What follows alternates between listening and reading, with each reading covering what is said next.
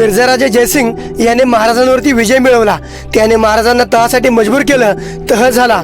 तहाच्या अटी महाराजांसाठी कठोरच होत्या, पण महाराजांनी मिर्झा राजाला आपल्या धर्माची जाणीव करून दिली आणि मिर्झा राजा थोडासा बदलून त्याने आपलं मन थोडं परिवर्तन केलं। त्यानंतर पुढे औरंगजेब याने विजापूरची मोहीम हाती घेतली। ती मोहीम औरंगजेब याने खास आखली होती।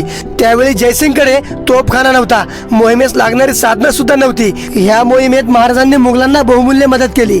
त्यात तोफा, घोडे, अजून लढाईसाठी लागणारी साधनं महाराजांनी त्यांना उपलब्ध करून दिली आणि आपले माणसं सुद्धा त्यांनी मुघलांसोबत पाठवून दिली व त्यानंतर फलटण, ताठिवडे आणि मंगळवेढे हा प्रदेश मुघलांनी काबीज केला। हा प्रदेश काबीज करताना प्रामुख्याने मराठे सर्वात पुढे कामगिरी बजावत होते। अशा प्रकारे मराठे विजापूरच्या मोहिमेत मुघलांसाठी लढत होते। त्यात विजापूर आणि मुघल यांच्यात निकराची लढाई झाली। विजापूर सैन्याने सुद्धा जोरदार लढा दिला।